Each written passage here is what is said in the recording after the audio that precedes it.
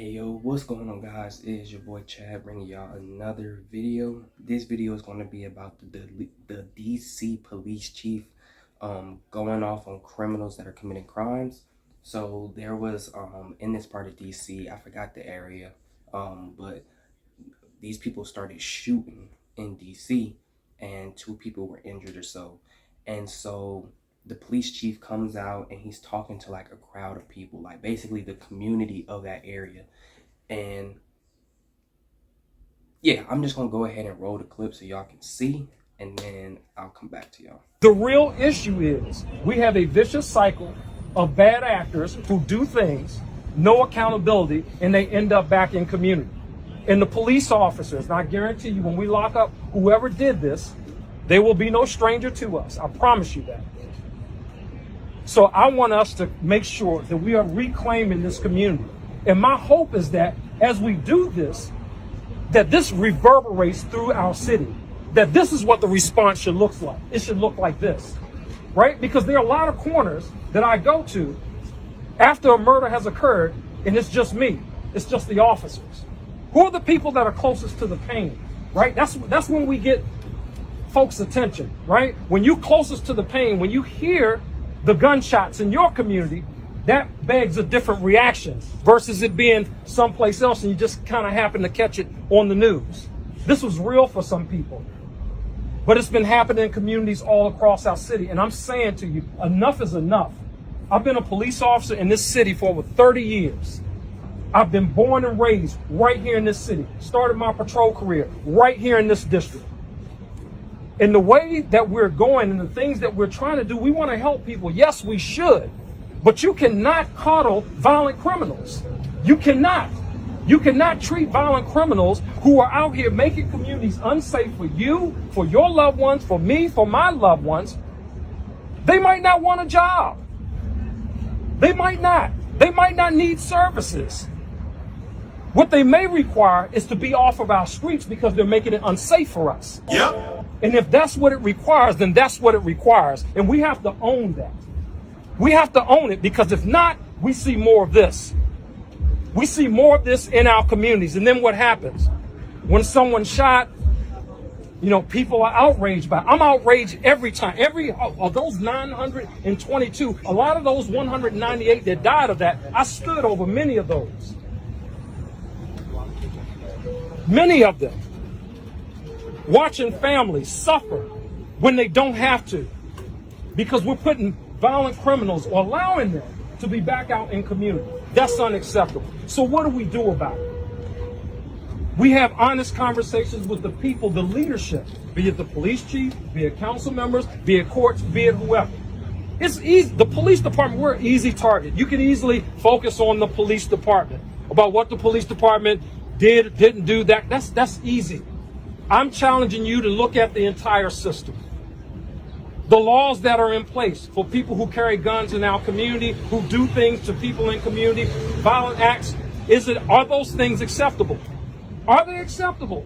And if whatever you say is acceptable, it's my responsibility to enforce that. That's my job, to respond to those things that the community say, this is what the standard is. If some people knew what the standard is, what the outcome is on the other end of some of these cases, it would blow your mind. Why is it that a guy who murdered somebody is out in community after having been arrested 2 or 3 months prior with a firearm? What do we think he was going to do? The recidivism rate for violent offenders is the highest that we've seen anywhere. 87%, I think, in that area. For people who carry guns, they use them. I'm mad as hell about this, and I hope y'all are too. So you saw that video, right? So he's basically saying, like, these criminals are committing crimes, right?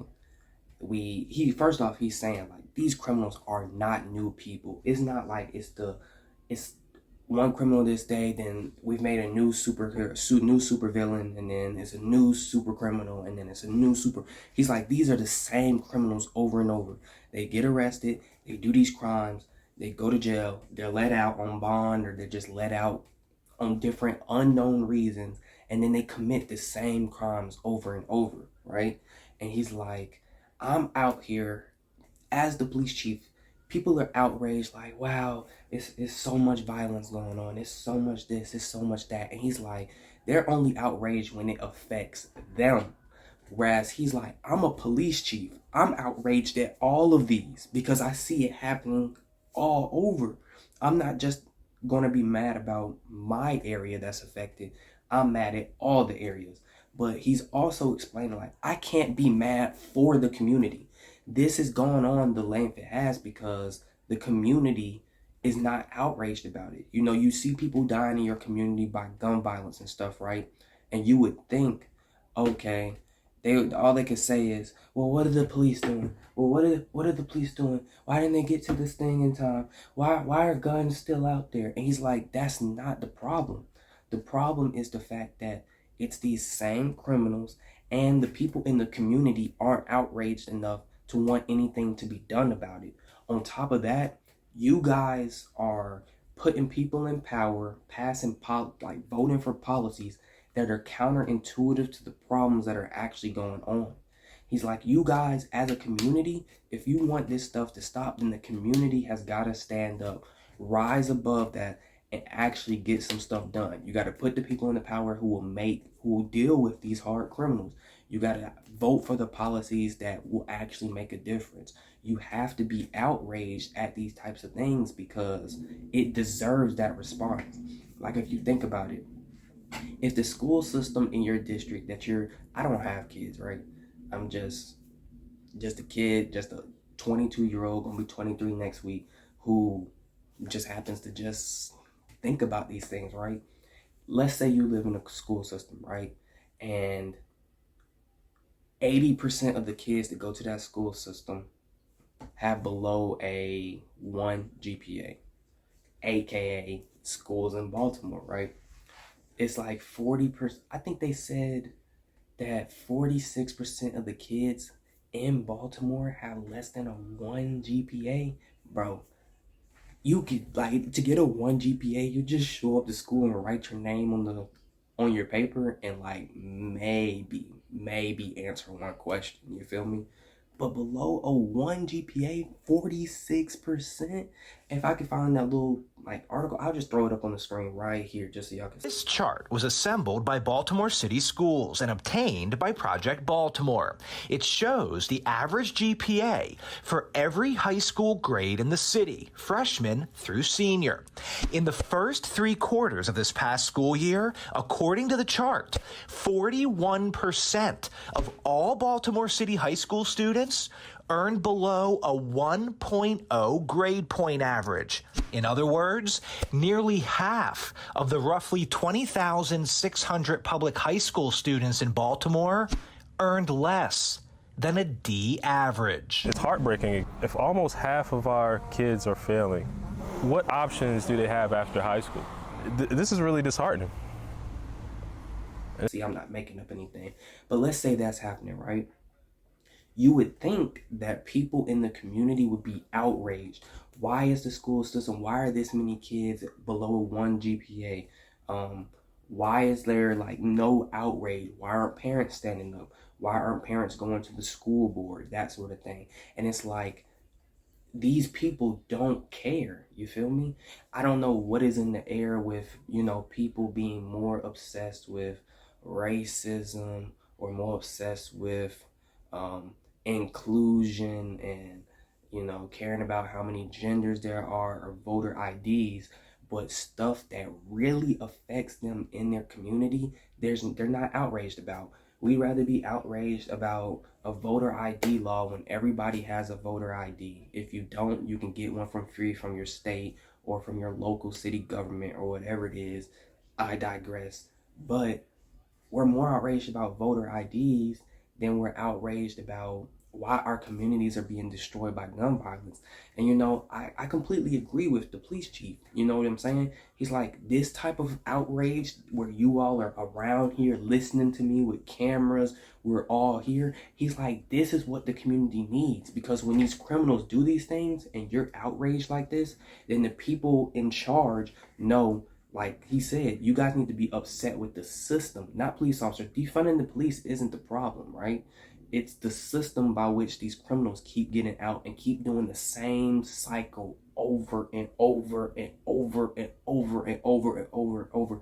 And he's like, if you guys would get outraged, then the system would have to do something about these people, instilling the correct punishments and stuff, because this stuff would stop. He's like, it's not even the fact that it's just like when people say, you know, take guns away because lots of people are getting shot, right? When you think about it, most of the people who commit these shootings are already criminals, right? On top of that, most of these people who are criminals that have guns don't have guns legally. So who are you punishing by taking away guns? Law-abiding citizens. Who's not going to be affected whether there's a law in place or not? Criminals, because criminals are going to be criminals.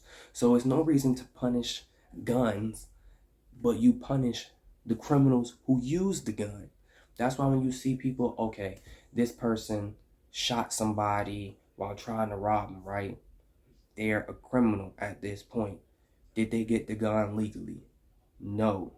All right. So we know that this person is going to commit violence with a gun, whether they're legal or not. So it's not the law on guns, it's the person. So he's saying you guys need to get outraged in your communities, stand up and make a difference in your community. You feel what I'm saying? I don't know when people have gotten to the, like, I just don't know where people have gotten to the point of looking for external help when internally, you know, they can actually get a lot done.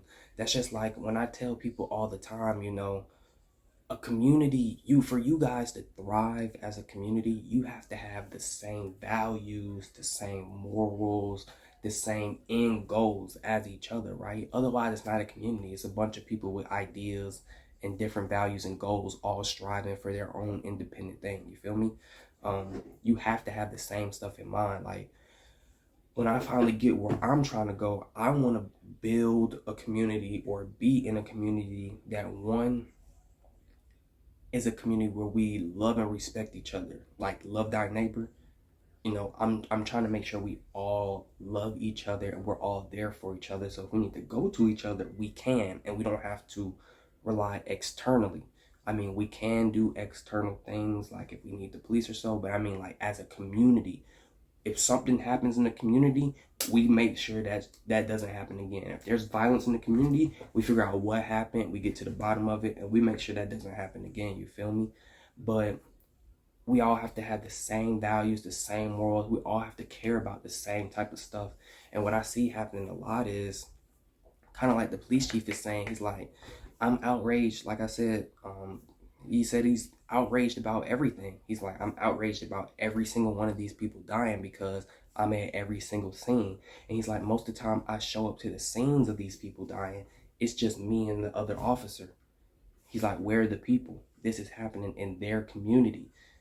And I guess what really got him riled up about what's going on is he said that he grew up in this area. He's been a police. He started off as, like, you know, just like a grunt officer, worked his way up to police chief. It took 30 years in this area. So when he sees this stuff happen in his area, even if he wasn't a police officer, he's basically letting people know, I would still be outraged and I would want something done.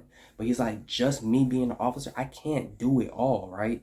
There's a system behind it. When he locks up the people, then they go to court and the judge lets him out on bond or bail. He's like, that doesn't help anybody. But when you think about who voted for those judges to be in, that's local government. People play identity politics all day. They'll vote for them just because they're black. They'll vote for them just because they're gay. Just because they want to do inclusion instead of voting on merit or who's going to get stuff done. I say that to people all the time. Why are we voting for people because of this? I guess, I don't know what it is with humans and the fantasy of, well, we have to include everybody in everything, no matter if you're gay, black, white, Asian, this, that, if you're green, if you are left-handed, if you're right. We have to include everybody, and we need everybody just to do what it is they do versus putting people in office that get stuff done. Like, there's a lot of politicians and judges and everything that just talk the talk. Oh, I'm gonna get in there and I'm gonna do this for him, and I'm gonna be a great judge, rather than actually just getting stuff done. Like I would honestly vote on someone who, yeah, they may, try to get stuff done. It may, not be everything we ask for, but they're doing something about the issues, at least trying, rather than just talking. It's just like when people, who, let's say you and your friends are getting together, right? And you guys are trying to come up with restaurants to go to because y'all want to go out, right? You have somebody, everybody knows that this type of person exists. You have all your friends. There will be those who will put out ideas. Yo, let's try this restaurant. Let's do that restaurant. Maybe we should go bowling. Maybe we should go golfing. Maybe we should go go-karting. And then you have the people who just say, no, I don't want to do that. I don't like the food from that place. No, they make you tie your shoes when you come in. No, they don't let you wear what you want to wear, but they come up with no ideas themselves. Stay away from those people. Don't mess with those people, right? Because they are the types to do a lot of talk and no action, right? I'd rather someone who wants to put forth the action, at least trying to do something, rather than people being power or people being place or people who don't come up with ideas at all. You feel me? Like you're just wasting our time and our energy just hearing your voice. You feel me? But I just wanted to drop this video, just to show like people are getting sick of this rising violence that is happening in these cities. And it starts off, like I said, it starts off with the police officers being able to do their job, but it also is with the community. The community has to be just as outraged as the officers, right? Like it kind of disincentivizes. I'm not saying officers shouldn't do their job, but it kind of disincentivizes officers to care about all these people when the people in the areas that live there don't care. Like if you live in an area where it's getting robbed 90% of the time and you're never outraged, you're just like, well, I'm just going to continue. I'm just going to move from the area. I'm just not going to say nothing. I mean, they just rob. Hopefully, I'm just going to buy a gun and try to stay safe. Rather than getting together with some people from the community and being outraged like something needs to be done about this robbing that's happening in our community. We're not standing for this. Do something or we will. That's how you get stuff done, right? People have got to, I guess, muscle up, gather their courage, and make their voices heard, right? Just talking about this stuff, yes, like being outraged about this stuff is the first part. But stuff needs to get done. And that's basically what the police chief is saying, right? He needs people to care about the community just as much as the police officer's job is requiring them to. But yeah, man, leave your comments down below if you have any. And as always, man, thank you guys for watching. I'm out. Peace.